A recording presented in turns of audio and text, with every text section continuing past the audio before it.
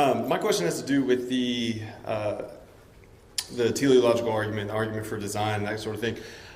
Recently on the Unbelievable podcast with Justin Briley, shout out to Justin Briley. Yep. He had two guys on there to talk about stance on theistic evolution, and the idea that if God did in fact create the universe with a design and a purpose and an end goal to glorify Him, presumably, what role does evolution play in that? And can we as theists, so to speak, subscribe to a view that supports evolution?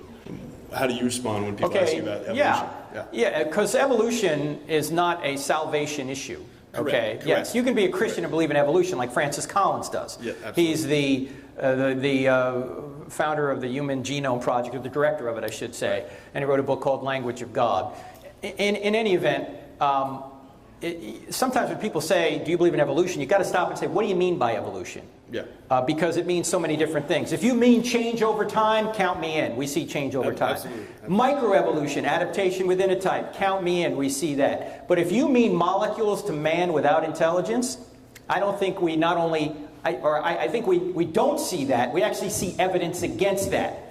Like the fossil record, irreducible complexity, epigenetic information, genetic limits to change, and some other things, okay? This is evidence against macroevolution. But let me say this. We can argue all day about that topic. We can get down in the weeds on it.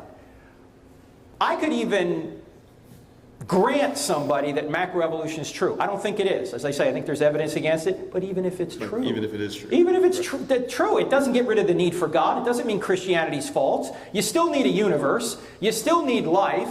You still need somebody like God to ground objective moral values, consciousness, reason, the laws of logic. All these things are best explained by an immaterial intelligent realm, i.e. God, rather than a naturalistic realm, which is what the molecules to man evolutionists want to do. Right, and if that is true, then God is just either a bumbling creator that doesn't know what He was doing, or a deistic entity that just set it all in motion and let it go. Well, the problem for the evolutionists is this: even if they're right, the natural laws that drive macroevolution still need a creator and a sustainer. Exactly. Right. When you look at the natural laws, and we cover this a little bit in Stealing from God, when you look at the natural laws, they're so precise and they're so orderly and directed, there must be a director behind these laws that created them and sustains them. So even if macroevolution up at this level works, everything below it, which drives it to work, is guided. Exactly.